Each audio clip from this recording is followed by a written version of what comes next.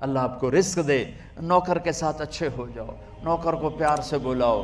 نوکر ام ایمن میرے نبی کی والد کی نوکرانی اور گھر کی خادمہ، اور وہ بیٹھی ہیں اور میرے نبی تشریف فرمائے ہیں، تو حضرت ام ایمن کہنے لگی بیٹے مجھے پانی تو پلا۔ اب اپنے نبی سے کہہ رہی مجھے پانی تو پلا۔ حضرت عائشہ گرم ہوگی، تو اللہ کا رسول کو کہتی ہے پانی پلا؟ تو ام ایمن کہنے لگی تو اور کیا، میں نے دودھ پلایا ہے، میں ماں ہوں اس کی، چاہے میں نوکرانی ہوں میں ماں ہوں۔ تو میرے نبی نے کہا عائشہ بولنا نہیں، یہ میری ماں ہے، یہ میری ماں ہے۔ آپ اٹھے اور پیالے میں گھڑے سے پانی ڈالا اور دونوں ہاتھوں سے اپنی ماں کو پیش کیا۔ یہ آپ کا گھر کی خادمہ کے ساتھ سلوک تھا۔ ہمارے خادم چھوٹی چھوٹی باتوں پہ، ہماری خادمات گھروں کی چھوٹی چھوٹی باتوں پہ ذلت اور پستی رسوائی دیکھتی ہیں۔ میرے گھروں کی تہذیب، میرے بازاروں کی تہذیب، بازار کا دین کیا ہے؟ کوئی تاجر جھوٹ نہ بولے، کوئی تاجر دھوکہ نہ دے، کوئی تاجر ملاوٹ نہ کرے، کوئی تاجر کھوٹ نہ کرے۔ گھر کا دین کیا ہے؟ محبت۔ گھر کا دین کیا ہے؟ محبت۔ گھر کا دین کیا ہے؟ محبت۔ میرے نبی نے فرمایا ہاں عائشہ سنا، مجھے جب سے پتہ چلا ہے تو جنت میں میری بیوی ہے، مجھے موت ہی اچھی لگنے لگی۔ سبحان اللہ۔ حالانکہ آپ تو اللہ کو دیکھ چکے ہیں، اللہ کو دیکھنے کے بعد کہاں کسی چیز کی طلب رہتی ہے، لیکن آپ نے فرمایا کہ عائشہ دلداری کے لیے، ہمیں سکھانے کے لیے کہ جب سے مجھے پتہ چلا ہے تو جنت میں میری بیوی ہے، مجھے موت اچھی لگنے لگ گئی۔ ایسی خامند اپنی بیوی کو عزت دے، بیوی اپنے خامند کو عزت دے۔ میرے نبی نے فرمایا شریف آدمی اپنی بیوی کو عزت دیتا ہے اور کمینہ آدمی بیوی کو ذلیل کرتا ہے۔ میں کمینہ بن کے زندہ نہیں رہوں گا، میں عزت دار بن کے زندہ رہوں گا۔ یغلبن الکریم ویغلبہن اللئیم لأن اکون کریما مغلوبا احب علی من ان اکون لعیما غالبا۔ میرے نبی کا فرمان میں نے عربی پڑھ کے بھی سنا دیا، ترجمہ کر کے سنا رہا ہوں۔ آپ نے فرمایا کہ عزت دار شریف آدمی اپنی بیوی کو آگے رکھتا ہے، خود پیچھے رہتا ہے، اور کمینہ آدمی بیوی کو دبا کے رکھتا ہے، ذلیل کر کے رکھتا ہے۔ میں کمینہ بن کے زندگی نہیں گزاروں گا، میں عزت دار بن کے زندگی گزاروں گا۔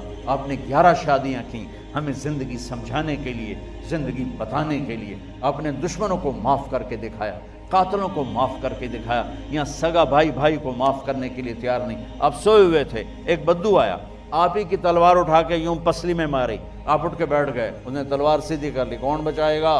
تیار ہو جا۔ آپ نے مسکراتے ہوئے فرمایا اللہ، تو تلوار گر گئی اس کے ہاتھ سے۔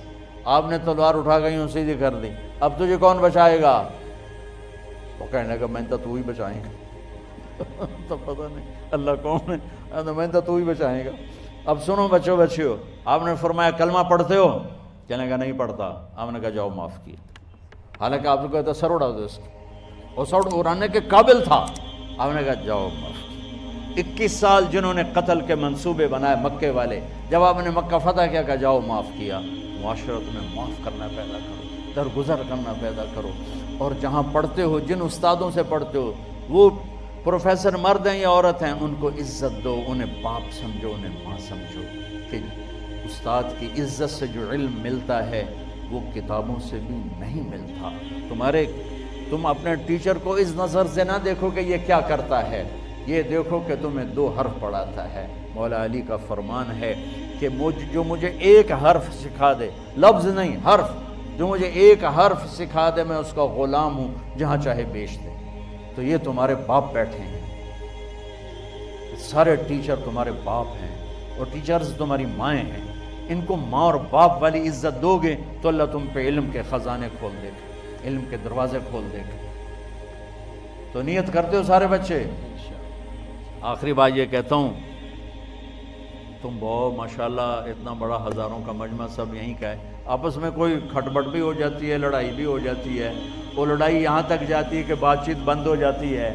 تو ایک چھوٹی سی آپ سب سے گزارش کرتا ہوں کہ یہاں سے اٹھ کر صلح کر لینا، صلح کر لینا، صلح کر لینا۔ لڑائی اللہ کو پسند نہیں۔ اور اگر خامند بیوی لڑے ہوئے ہوں تو ایک عجب حدیث سناتا ہوں۔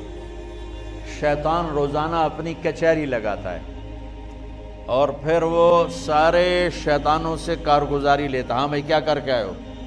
تو شیطان بتاتے ہیں چوری کروائی، ڈاکہ ڈلوایا، شراب پلوائی، جوا کھلایا، نماز نہیں پڑھنے دی۔ وہ بالکل ٹھنڈا رسپان دے کے ایسے بیٹھا رہتا ہے۔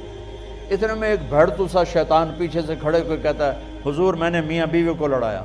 تو شیطان اچھل کے کرسی سے گرتا ہے، کہتا ہے یہ ہے کام جو کر کے آیا ہے۔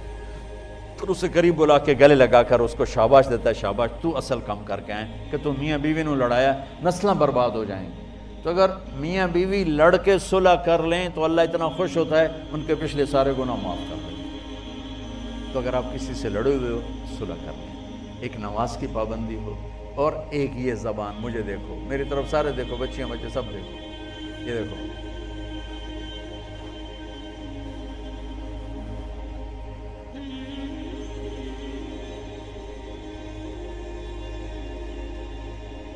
زبان پہ قابو رکھو۔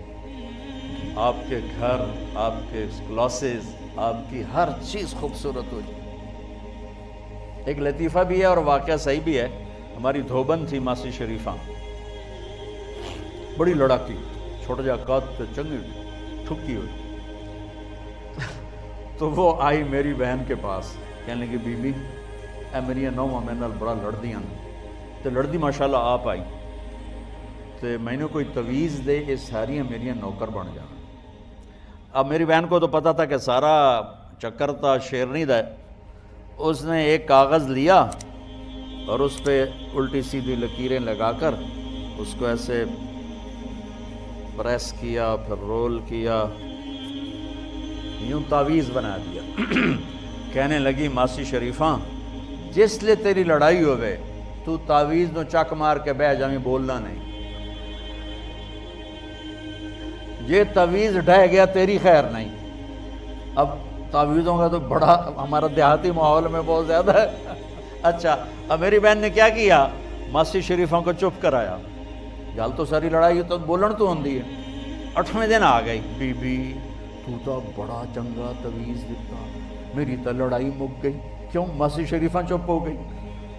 تو یہ میں تعویذ ساری بچیوں کو دے رہا ہوں، سارے بچوں کو دے رہا ہوں، منہ میں ڈال لو ماسی شریفہ والا، آپ کی کسی سے لڑائی نہیں ہوگی۔ اور ان بچیوں کو خاص طور پہ تلقین کرتا ہوں، صبر سیکھو، صبر سیکھو۔